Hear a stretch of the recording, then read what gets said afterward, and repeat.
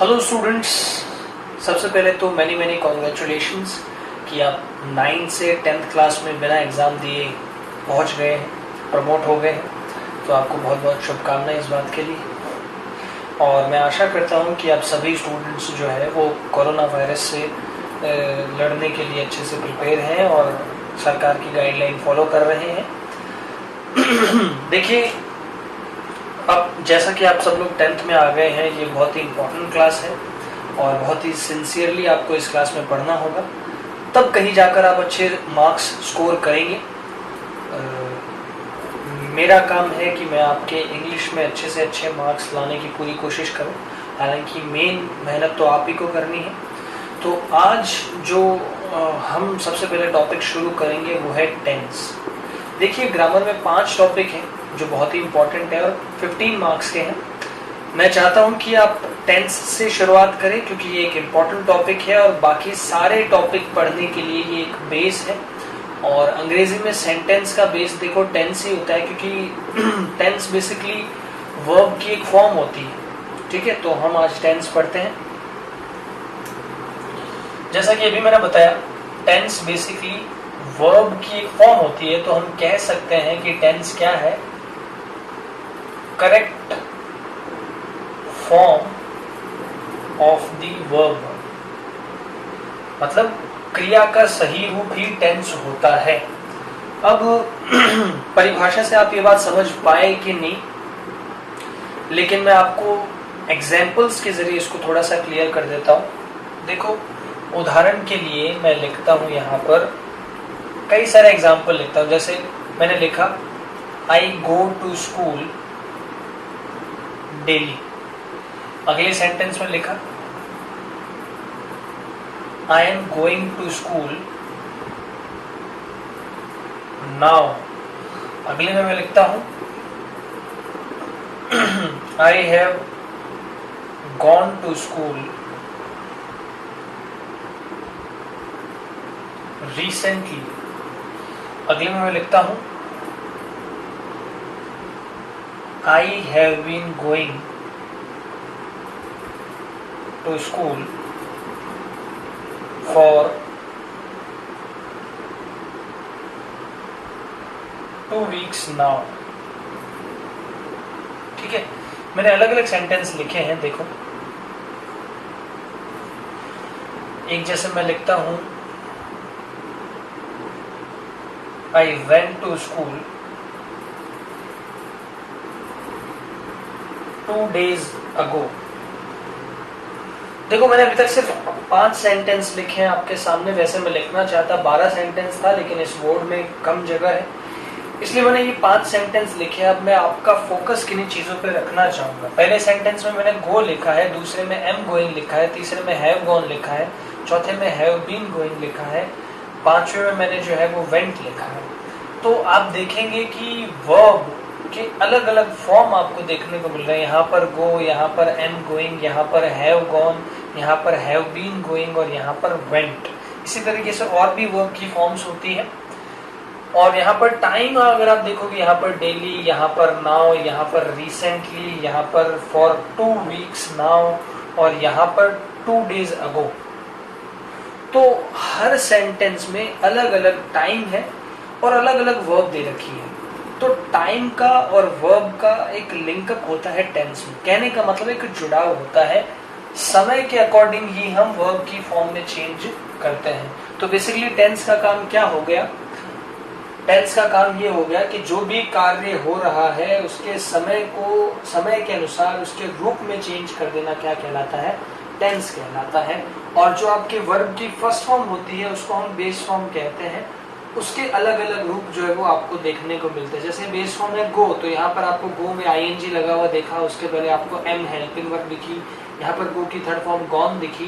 तो base form गो होती है, वो अलग अलग रूपों में यहाँ पर आई भी है। मैं चाहता तो आपको और लिखवाना था, लेकिन इसमें 5 सेंटेंसेस आप आ रहे हैं। तो आप मेरी बात को समझ रहे होंगे सबसे पहले तो कि टेंस क्या है? Correct form of the verb, मतलब वर्ब के सही रूप को ही हम क्या कहते हैं? टेंस कहते हैं।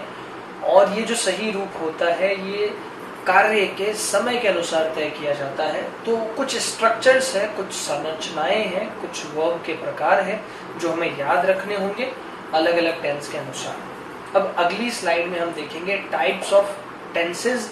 तो टाइप्स ऑफ टेंसेस देखिए, मैंने यहाँ पर एक डायग्राम बनाया है। सबसे सेंटर में मैंने लिखा है प्रेजेंट, उससे थोड़ा पहले मैंने लिखा है पास्ट और उसके बाद में मैंने लिखा है फ्यूचर, और मैंने एक लाइन बनाई हुई। देखिए मान लो ये लाइन जो है वो एक टाइम लाइन है, और जो अभी है, जो वर्तमान है, उसको हमने सेंटर में लिखा, और जो इससे पहले आया वो हो गया पास्ट, और इसके जो बाद में आएगा वो हो जाएगा फ्यूचर। ठीक है, तो ये टाइम लाइन शो कर रहा है 3 टाइम के फॉर्म्स को। तो हमारे जो टेंसेस के टाइप्स होते हैं वो भी टाइम की तरह इन 3 फॉर्म्स में बटे हुए हैं। एक होता है प्रेजेंट टेंस, एक होता है पास्ट टेंस, और एक होता है फ्यूचर टेंस। हालांकि देखिए प्रेजेंट टेंस भी फ्यूचर की बात कर सकता है, वो बाद की बात है, हम एडवांस इंग्लिश में आगे पढ़ेंगे। अभी के लिए हमें इतना पढ़ना है कि टेंसेस 3 प्रकार के होते हैं, प्रेजेंट टेंस, पास्ट टेंस और फ्यूचर टेंस। अब इन तीनों के 4 प्रकार होते हैं। उसमें फर्स्ट होता है सिंपल, सेकेंड होता है कॉन्टिन्यूअस, थर्ड होता है परफेक्ट, और फोर्थ होता है परफेक्ट कॉन्टिन्यूअस। मतलब प्रेजेंट के लिखेंगे तो ये 4 होंगे, present simple, present continuous, present perfect continuous. Past के करेंगे तो भी यही 4 होंगे, past simple, past continuous, past perfect continuous. और फ्यूचर के लिखेंगे तो भी यही 4 होंगे। तो सबसे पहले तो जो मैं लिख रहा हूँ बोर्ड पे, जैसे मैंने बोर्ड पे जो पहले लिखा, आपको भी नोटबुक में वैसा ही लिखना है। बाद में जैसे जैसे मैं हर स्लाइड में लिखता जाऊँ वैसे वैसे मैं समझाता भी जाऊँगा, आपको कॉपी में नोट डाउन करना है, और आप जो है वो कमेंट करके बता सकते हैं कि जहाँ पर जो चीज़ आपको अच्छे से समझ में नहीं आई मैं फिर से उसको क्लियर करने की कोशिश करूँगा। इन टेंसेज में हम सबसे पहला जो टेंस करेंगे वो करेंगे हम प्रेजेंट टेंस। प्रेजेंट में हम चारों टेंसेज को डिटेल में करेंगे, वो हम अपने आगे वाली स्लाइड में करेंगे। सबसे पहला जो हम टेंस करेंगे वो करेंगे प्रेजेंट टेंस। ओके, तो सबसे पहले हम प्रेजेंट टेंसेस करते हैं। हमने बोर्ड पे लिखा present tenses. In present tenses में जो सबसे पहला टेंस हम करेंगे वो करेंगे सिंपल प्रेजेंट या फिर प्रेजेंट सिंपल। तो सबसे पहला टेंस हम करेंगे प्रेजेंट सिंपल। इसको नॉर्मली सिंपल प्रेजेंट बोलते हैं, मैंने प्रेजेंट सिंपल लिखा है। और इनमें देखो सबसे पहले हम जो है वो इसके यूज को देखेंगे कि इसका यूज कहाँ पर होता है।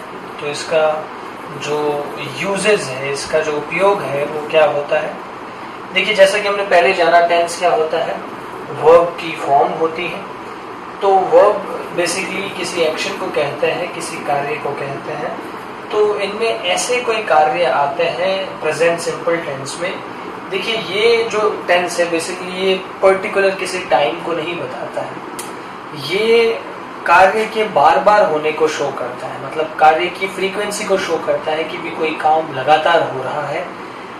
इस टेंस में हम उन कार्यों को लेकर आते हैं जो कि आदतन हम किया करते हैं, जो हमारी आदत में शामिल है, हम नियमित रूप से करते हैं, जो कि सार्वभौमिक सत्य होता है। ठीक है, तो ये टेंस बेसिकली कोई पर्टिकुलर टाइम को ना बताकर हमारे ऐसे कार्यों को बताता है जो कि हम अक्सर करते रहते हैं। तो ये एक्शन की फ्रीक्वेंसी को शो करता है। ठीक है, नॉर्मली ये हैबिट को, हैबिचुअल एक्टिविटीज को शो करता है। तो इसका यूज हम किस में करते हैं, मैं हिंदी में लिखना चाहूँगा क्योंकि ये वीडियो हिंदी के स्टूडेंट्स के लिए है। तो हमारा सबसे पहला जिसमें काम हो गया आदतन कार्यों, कॉमा नियमित कार्यों व सार्वभौमिक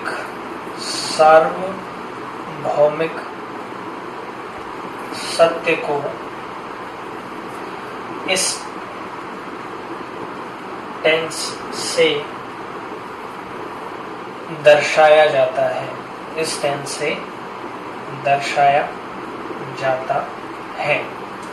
तो ये इसका यूज हो गया, इसके यूजेस हो गया कि कोई आदतन कार्य है मतलब कोई हैबिचुअल एक्शन है, नियमित कार्य मतलब कोई रेगुलर एक्टिविटी है जो आप बार बार करते रहते हो, सार्वभौमिक सत्य हो गया। सार्वभौमिक सत्य का मतलब कोई ऐसा ट्रूथ जो कि यूनिवर्सल हो, तो जो कि सब जगह पर सच हो, जो कि परमानेंट हो, टाइमलेस ट्रूथ हो, वो सारे जो है वो प्रेजेंट सिंपल टेंस में आते हैं। ठीक है, हमने ये इसका यूज देखा। इसके बाद हम इसके स्ट्रक्चर को देखेंगे, इसकी संरचना को देखेंगे। तो स्ट्रक्चर्स में इसके जो है वो हम सभी स्ट्रक्चर्स को देखेंगे। सबसे पहला स्ट्रक्चर आता है अफर्मेटिव, जिसको हम पॉजिटिव स्ट्रक्चर भी कहते हैं। तो सबसे पहला स्ट्रक्चर हम देखेंगे अफर्मेटिव स्ट्रक्चर। सबसे पहले देखिए उसमें आता है सब्जेक्ट प्लस वी फर्स्ट, जिसको हम बेस फॉर्म भी कहते हैं, ऑब्लिक वी फर्स्ट के साथ इसमें एस या ई एस आता है। जब सब्जेक्ट आपके थर्ड पर्सन सिंगुलर होता है तो वर्ब के साथ हम एस या ई एस लगाते हैं। एस ऑब्लिक ई एस, मतलब इनमें भी एस या ई एस दोनों में से एक लगाते हैं। एंड में अगर ऑब्जेक्ट होता है तो हम वो लगाकर एंड में फुल स्टॉप लगा देते हैं। तो अफर्मेटिव स्ट्रक्चर इसका कुछ इस प्रकार हो गया, सब्जेक्ट प्लस वी फर्स्ट के साथ एस या E S plus object. Basically ये जो वर्ब फॉर्म्स है ये चेंज होती रहती है सेंटेंस में, सब्जेक्ट और ऑब्जेक्ट तो कोई भी आ सकता है। उसके बाद हम देखते हैं नेगेटिव स्ट्रक्चर। तो देखिए नेगेटिव स्ट्रक्चर में हमारे नेगेटिव का मतलब होता है नकारात्मक। इसमें नॉट जरूर होगा या कोई भी नकारात्मक शब्द होगा।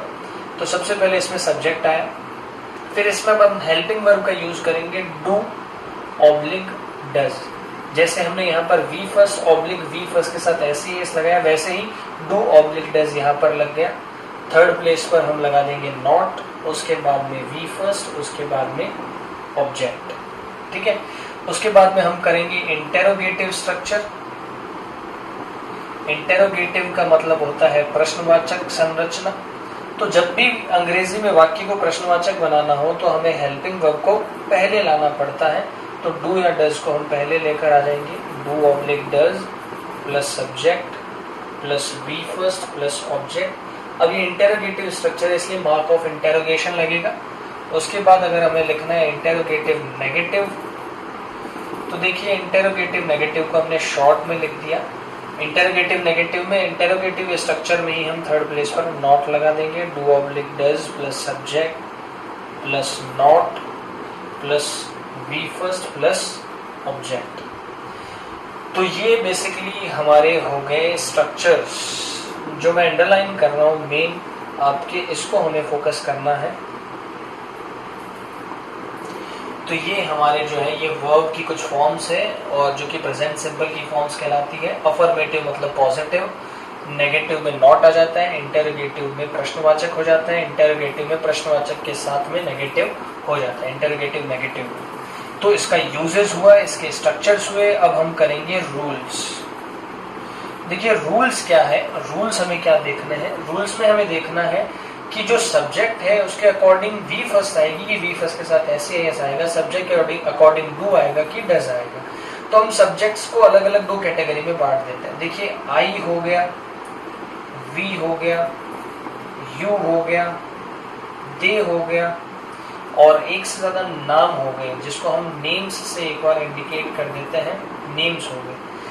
तो आई वैसे तो सिंगुलर होता है लेकिन एक एक्सेप्शन है, अपवाद है।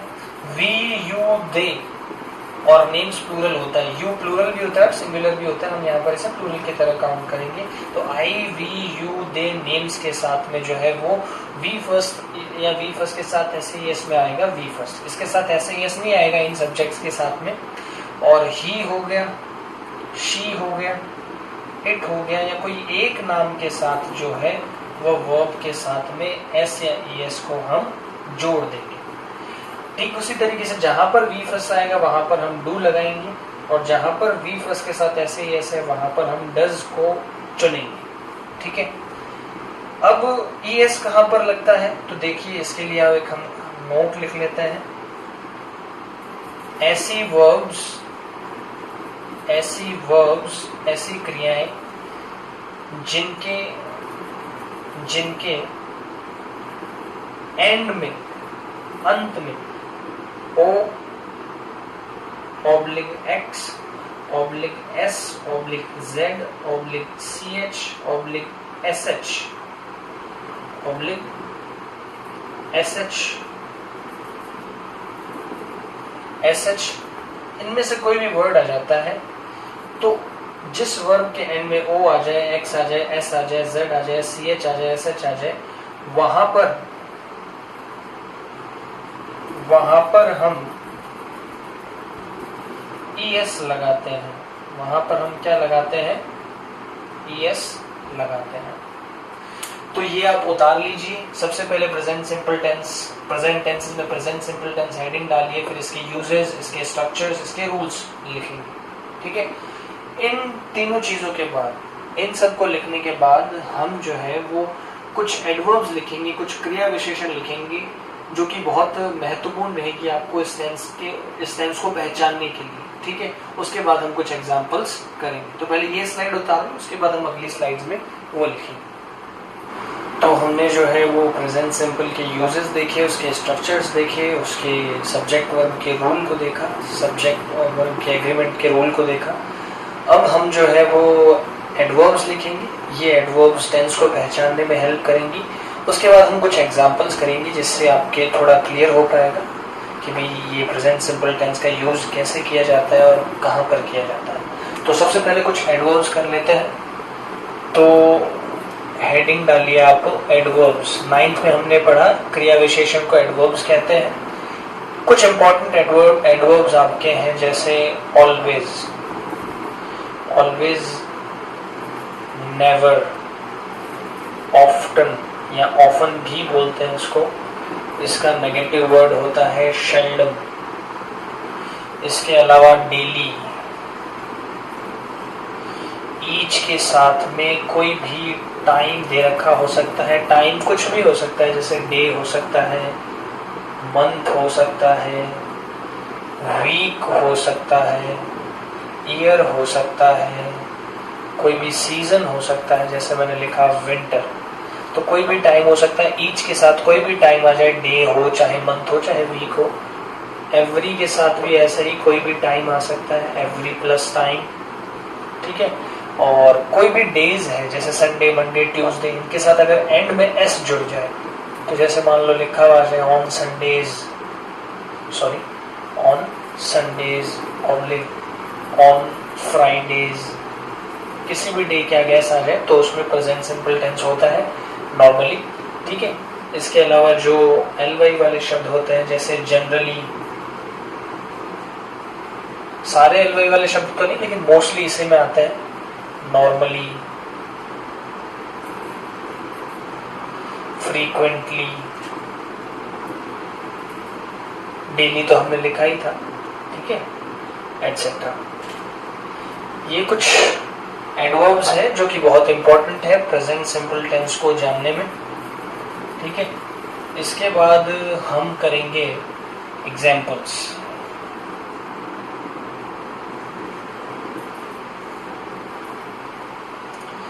देखिए एग्जाम्पल में अलग अलग टाइप के कुछ एग्जाम्पल्स देख लेते हैं। जैसे मैंने लिखा है यहाँ पर I dash right novels for my livelihood,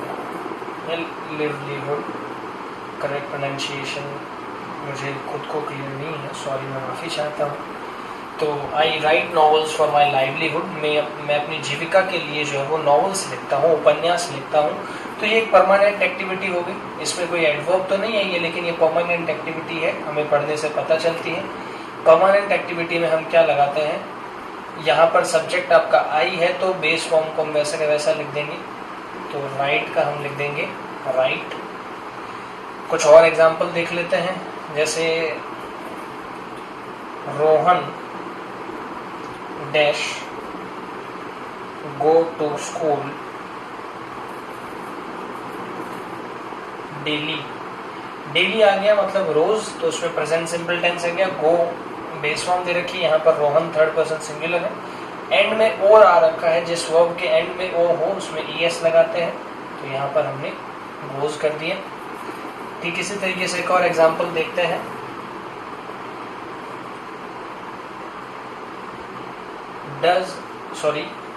dash she watch movies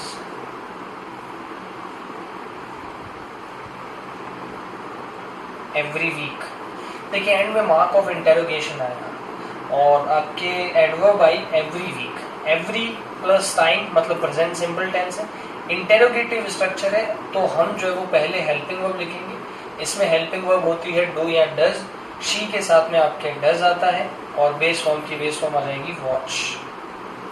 तो ये कुछ एग्जाम्पल हो गए। हमें क्या करना है, हमें एडवर्ब को देखना है। यहाँ पर तो क्योंकि हम प्रेजेंट सिंपल कर रहे हैं इसलिए सारे प्रेजेंट सिंपल टेंस है। एग्जाम में अलग अलग एडवर्ब दे रखी होंगी, हमें पहचानना होगा टेंस को। तो इनमें से कोई एडवर्ब आपके आती है तो उसको देखकर हमें प्रेजेंट सिंपल को पहचानना है और उसके स्ट्रक्चर को हमें यूज करना है। तो आज की क्लास के लिए इतना काफी है। एंड में जब सारे टेंसेस खत्म हो जाएंगे तब हम बहुत सारे एग्जाम्पल्स करके इसको और अच्छे से क्लियर करेंगे। अभी के लिए आज के लिए इतना काफी है। आप ये इतने सारे जो है अपनी नोटबुक में सारे चीजें उतार लेना, एक एक स्लाइड उतार लेना जो जो मैंने बोर्ड पे उतारा था। Thank you very much.